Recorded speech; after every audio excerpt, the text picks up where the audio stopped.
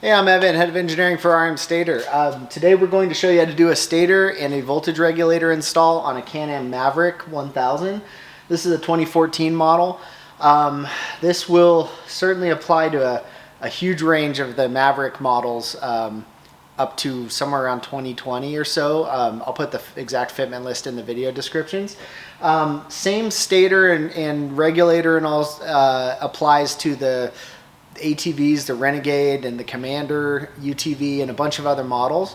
But there's different process to get to the stator since the motor's kind of buried in these UTVs.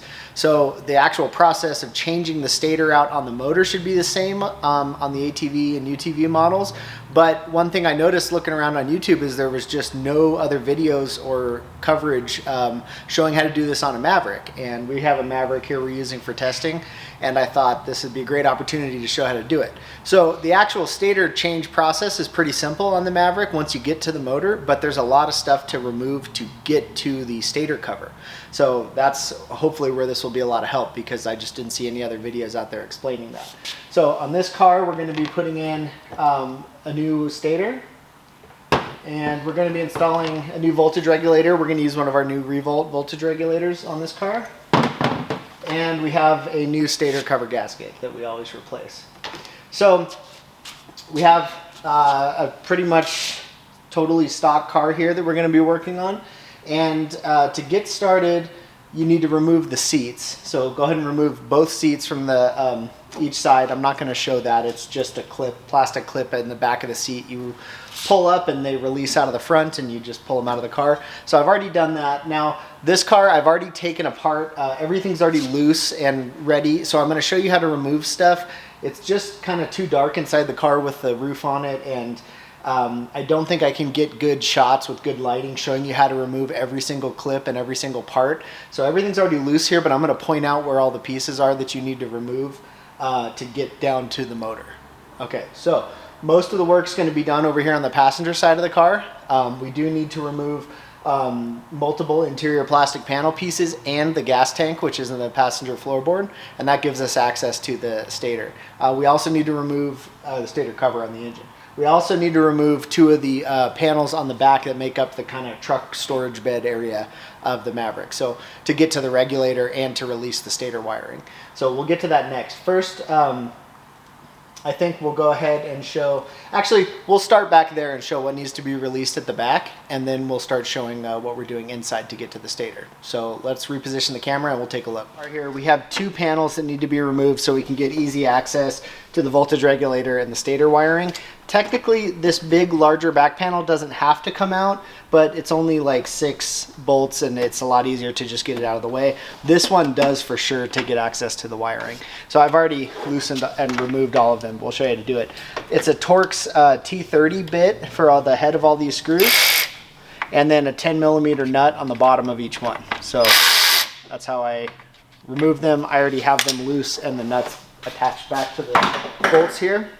So we've got, let's see, we've got 1, 2, 3, 4, 5, 6, 7, 8 all the way around. Once those are removed, you can pull this whole panel out of the way. Okay, and you'll see the aluminum mounting bar where the bolts went through. Then the front panel here has 4 bolts, same T30 with a 10mm nut, and we have 2 of them that attach to this aluminum bar, 2 of them that attach to the frame. So I've already done those and removed them. I just reattached the aluminum bar here so I didn't lose it, but the aluminum bar sits underneath these brackets. It'll be pretty obvious when you reinstall it. So got that out of the way. Okay, Aaron, you can bring it in here a little bit to show. So here's where the voltage regulator is mounted on this car. It's on the inner fender well here. We don't need to, unless you're doing something special, we don't need to remove the battery wiring from the car, but I'm going to go ahead and unplug it because we're going to change the regulator. You just press in the clip and pull it away. Set that out of the way. Same with the stator. Press in the clip, pull it out. There's our stator wiring. Okay, so what we do need to do is cut quite a few zip ties back here so we can free the stator wiring. So I've already done that, but I had 2 or 3 zip ties along this bundle of wires, and the stator routes back here and then starts going through the console area in the center. So you will have to cut whatever zip ties are necessary to get your stator wiring loose and free so it can be pulled through from the front. Okay? And then your regulator right here, we will show changing that later. We're going to continue on with the stator change, but we'll leave everything off the back here and we'll deal with the regulator once our stator's ready. Your battery is mounted on a tray here, and we'll use that later for testing our voltage once the charging system is installed. Okay, so that's the back. We're going to go ahead and get some lights set up here and then start showing you the work inside the car to get to the stator. Okay, so we have our seat out, like I said, and we're over here at the passenger side of the car. Now, like I said, I already have all these panels loose and they're just set back in here. I just don't think I have a great way to show you actually doing the work here to remove these things. So I'm going to point out as many of the fasteners as I can that have to be removed. Now, just take your time doing this. Don't yank any panel off until it is completely free, because it's very easy to miss a fastener. And let me grab one and I'll show you. All of the fasteners that hold the bodywork together are these push pin plastic clips. So they are pushed down into the hole with the larger base part, and then this top part is pushed in to expand it and hold it in place. So when you want to remove these, I have a Phillips here for pointing at things, but you'd use a small flathead screwdriver and get it right under the lip of this inner piece and pry it up.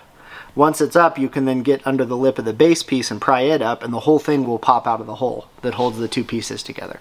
You'll get it. Once you do one, it's very easy to remove them quickly, and you can always get replacements. These usually don't last more than a couple install and remove cycles before they start to fall apart, so you can always get replacements for these on Amazon. But you need to remove a ton of these. There's probably, I don't know, I didn't count, but 20 plus, 20, 30 of these maybe that need to be removed to get access down here.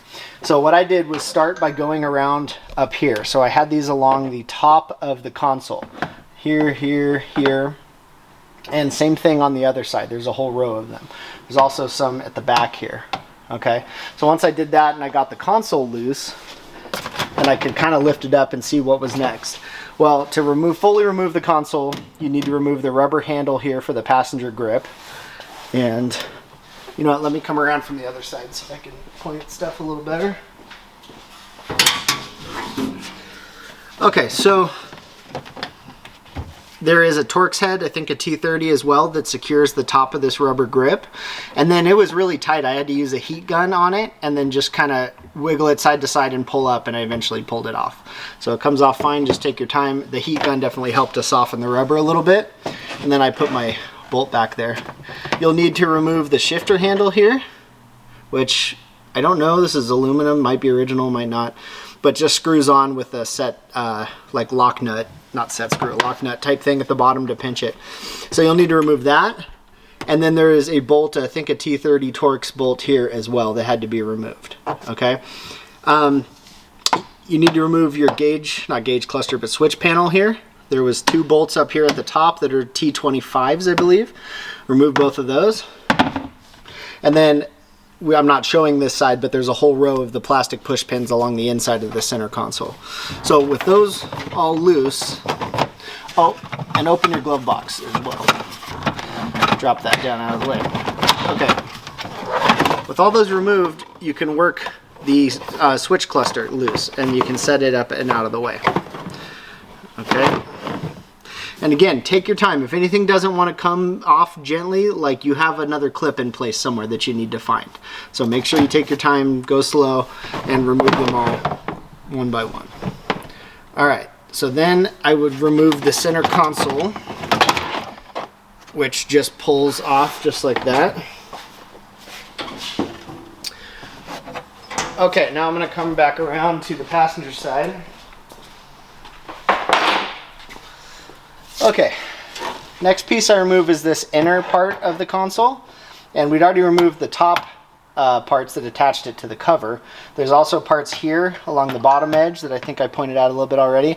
You want to remove all of those. I have to close that. And then this inner piece of the console will come off, okay? And it's held on entirely by the push pin clips. I think there's almost 10 on that one piece alone.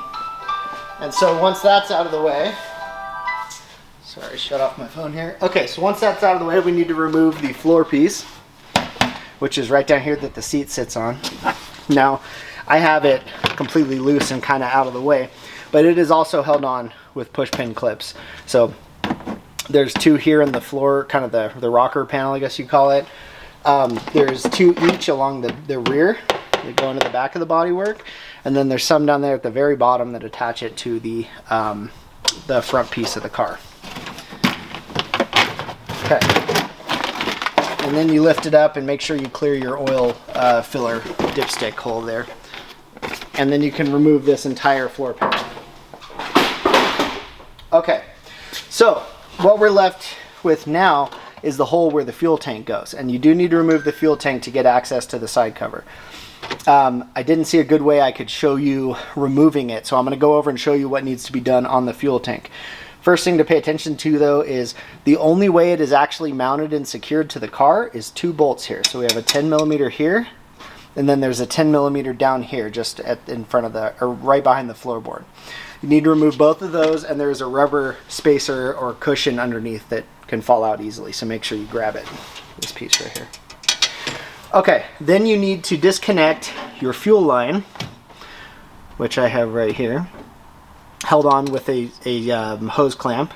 So you need to disconnect that and pull it off of the fuel pump on top of the tank. We'll show you at the tank in just a second.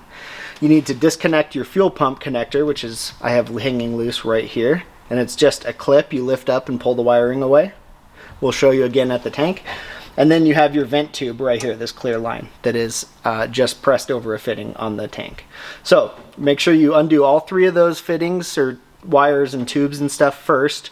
Remove your two mounting bolts, and then you need to come over here. Here's where your gas cap sticks through for the filler on the tank. You'll need to remove your gas cap. And make sure your fuel tank's as low as possible. Run it down as much as you can to not spill. I spilled with a half full tank. I also removed a bolt here and another one here that has a nut on the back. This one threads into the car. And then you're able to flex this panel away a little bit to get the filler neck to clear. Okay, so now let's go over here to the fuel tank. And here's the fittings to show you. So here's your fuel filler cap clearly that you had to remove. Right here is your vent, the clear plastic rubber vent hose goes right here in this vent line. Right here is your fuel line, the large one that had the black fuel line with a clamp on it. And right here is your fuel pump and fuel sender level connector. So that's it. Once you get them all disconnected, you just kind of have to lift the tank up and twist it a little bit, and it comes right out of the car. Again, have it as empty as possible to save yourself the trouble. Okay, other than that, you need to drain the oil. So come over and show you real quick where that is, and then we're going to get the camera back on the tripod, I think, to show the actual stator removal. So if we look down below, there is a hole right here in the floor pan or the skid plate underneath the car, and there's a 17mm drain bolt right here in the bottom of the crankcase. So you need to drain your engine oil from here. And here's our stator cover we're going to be removing. So we want to get the oil out so we don't dump oil everywhere when this cover is pulled. Only other thing at this step would be to remove your dipstick tube. And it just screws right in to the cover. Make sure your O-ring is still attached and in good shape. That's what seals up so there's no dirt that gets inside. And you get this out of the way. Okay, so with that done, we're about ready to pull the cover here, but you do need to free up your stator wires so they're ready to come out with the cover. So trace your stator wiring as it exits the side cover here, runs up between the cylinders and then along the back of the console, and you need to cut quite a few zip ties to free up the wiring. I think I cut 4 or 5 at least that run all the way back here. So the next step, and I haven't done that yet, I'm going to free up all the stator wiring and pull it through so it's just coiled up loose down here, and then we'll go ahead and set the camera up here and show. We're going to remove all of these Torx bolts that secure the stator cover. I think they're maybe T25s. I'll confirm that in the next clip. That'll loosen this cover. And then just before you remove it, you also want to remove your Hall effect sensor for your ignition and fuel timing, which is this guy right here. And again, I think I'll confirm it. I think it's a T25 Torx. And you just remove the bolt and then just pull the sensor straight up and out. And then I always just put the bolt right back in there a couple turns so I don't lose it. Okay, so I'm gonna get the wiring freed up, I'm gonna get these bolts loose, and then we're gonna show removing the cover. Okay, so I've already actually popped the cover off, but I'll explain here. I don't think we can get a clean shot of actually removing it well and showing you. So there's 11 bolts. I was wrong, everything's a T30 Torx, not 25, so just to update you. So I removed all 11 T30 bolts all the way around the cover, and we'd already removed our sensor there. So then I pried the cover off. There's a pry spot right here, this little tab, the top part of the cover. There's another pry tab down here on the left side of the cover. So I used my pry tool and just gently pried to pull the cover loose. And then you really just kind of have to pull it away a little bit and get your hand under the edge and then just pull it off. The flywheel is very strong, so it takes a bit of effort. And then we can get our cover completely off. So now we have our cover and stator and everything loose and ready to go.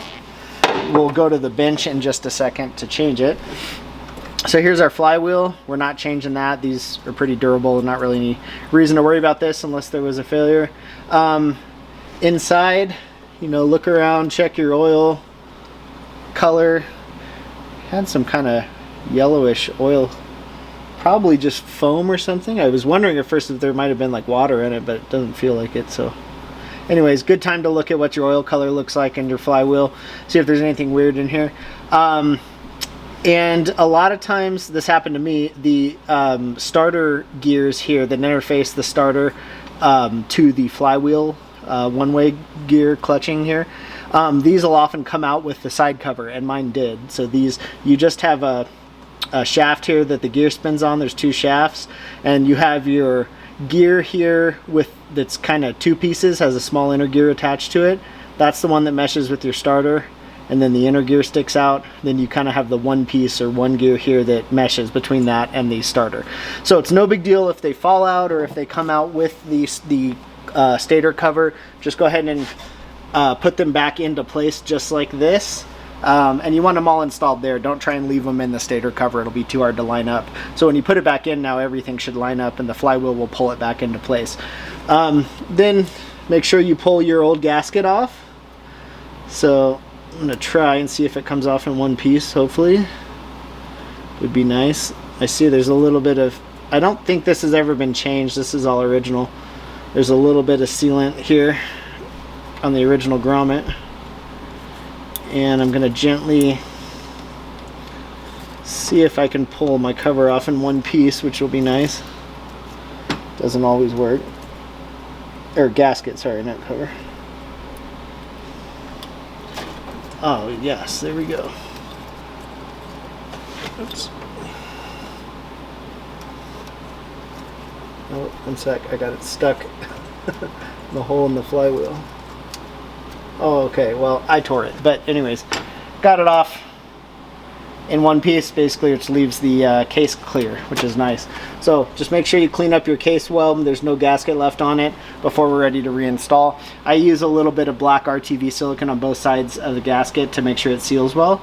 But now we're going to go over to the bench and we will swap our stator out in the cover. Okay, so we have our stator cover on the bench. I'm going to remove our old stator. The stator is mounted down to the cover with Torx T30 bolts, so I've already loosened them. I'm going to remove all three. And then down here we have the metal clamp that clamps the wires out of the way of the flywheel. I've already removed it, or I've already removed the bolts, so I'll pull it out of the way. It's held in place by two small Phillips head bolts, so those are out of the way.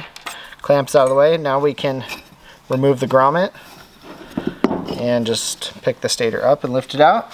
You can set it out of the way. Okay, so good time to look down in the cover, make sure there's no chunks of metal or anything interesting in there you don't want to see. We just have some clean oil in there, so that's fine. So we're going to install our new stator. Now this stator, this is a prototype we're testing here. It's going to look different than our RM0 1399, which is our OEM replacement style stator. So this is a hand wound stator with different winding setup, so you'll probably notice it looks different than our typical replacement or your OEM, so don't worry about that. Okay, so going to line the stator up on the boss in the center. Make sure the mounting holes are lined up. Make sure that your wires are routed so they are between the two holes there for the metal wire clamp. Okay, I'm going to install the stator mounting bolts. I always use red Loctite Permatex thread locker on these as it's high temp, and it'll definitely still come loose, but it locks up pretty well, and it really prevents these bolts from ever working out when the stator's in the vehicle. Okay, so I put it on all three of the stator mounting bolts, and then I'm going to use it on the wire clamp as well. Get these started.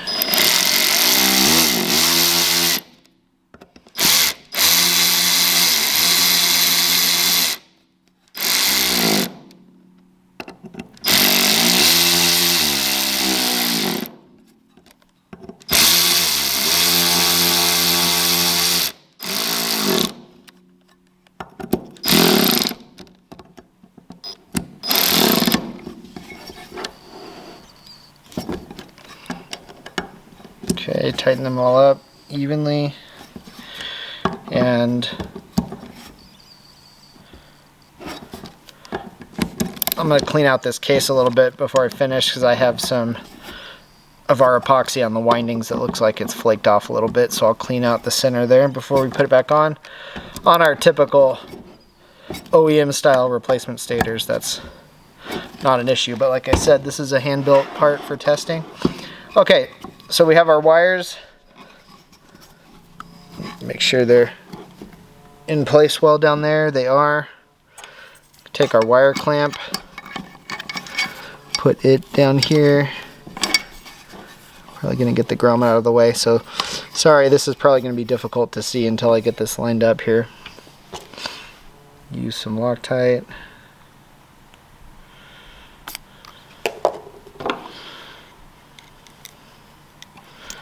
Set it in the hole in the clamp and get it lined up and started. Okay, so there's one started.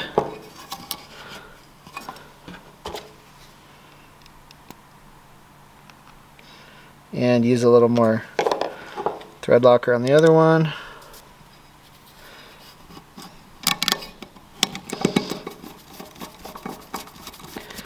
Okay, there we go.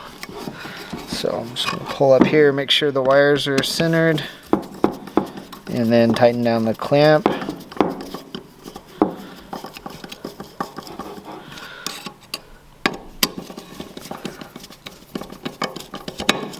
There we go.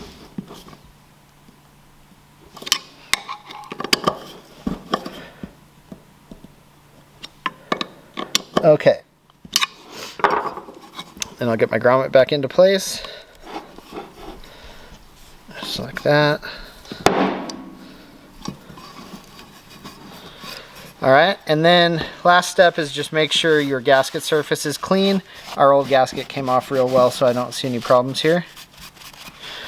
And then we're going to put the gasket on the motor side first, but I'm just showing you.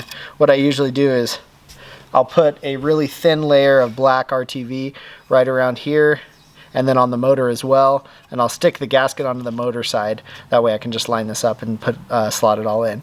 So I'm gonna get that ready, and we'll go back over to the car and get this reinstalled. Okay, so now we're back over here at the engine, ready to put our cover back on. Again, make sure you have your gears, the shafts are in, the gears are lined up and meshed and all. You don't want to have a problem with that later. So I have our gasket installed with some RTV on both sides. Now I'm gonna pick up the case, and we'll try and cover this as best we can. You want to hold on tight because the stator is going to get sucked into the flywheel,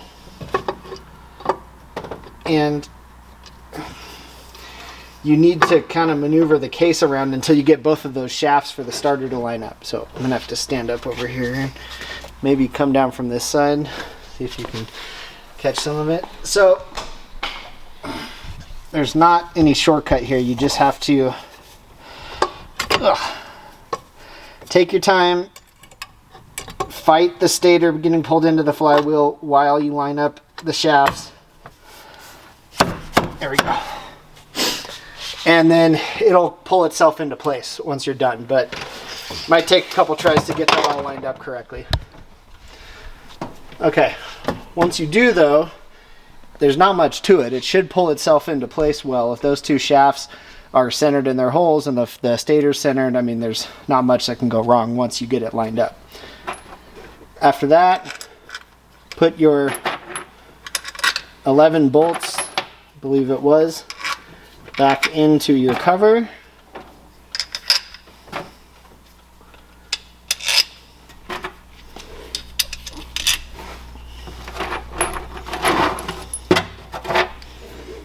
And we will get them all tightened up.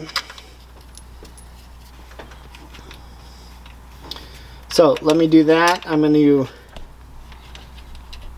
where's my last one? Okay, I'm going to get the cover tightened up. Then I'm going to reinstall the Hall effect sensor, which will go right back into the hole here.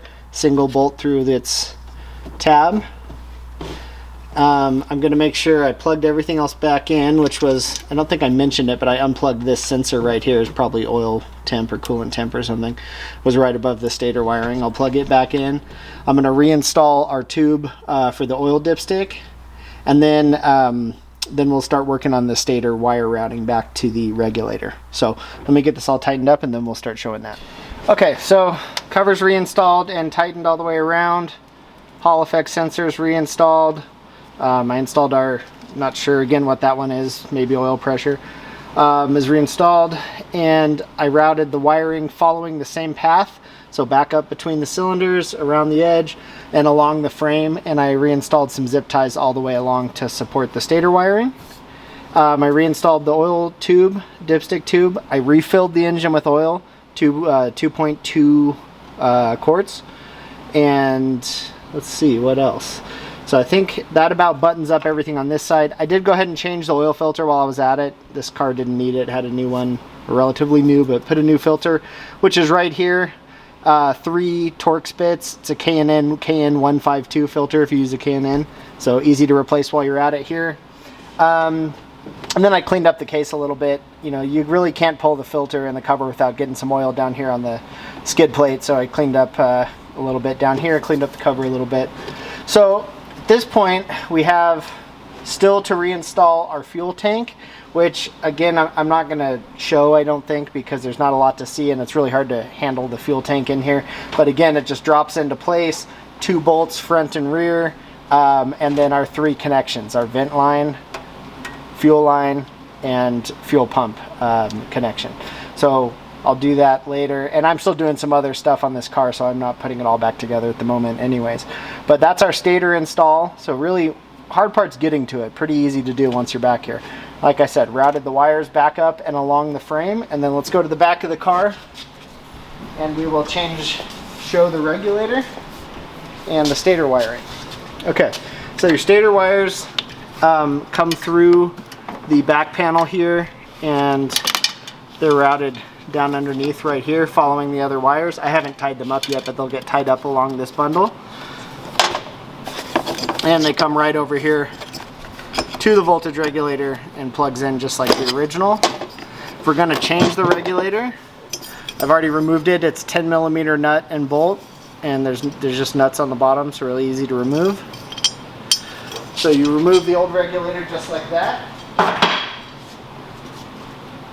We're going to be putting our revolt regulator on this. Now the Can-Am regulator is wider. The mounting holes are wider than our revolt housing. So what I'm going to be doing is I'll pick up one of the original mounting holes and I'll drill one new hole to match our revolt slotted housing. So this is all plastic fender panel here, very easy to drill through. So I'll just mark it, drill a new hole, and reuse the hardware to mount the regulator in the same place with 2 bolts. Reinstallations or reconnections easy. Just plugs right back in like the original. and that's it, very simple. Then we'll bolt our trunk cover area back here and reassemble the bodywork, and that's it. But like I said, I don't think I'm going to show all that in this video. The point was really to show you how to change the stator on this, which is the hard part, and we're going to be using this for more testing, so I'm not going to reassemble the whole car at the moment. So anyways, that's it. I hope this helps and gives you a good idea how to do it, and make sure to check out rmstator.com.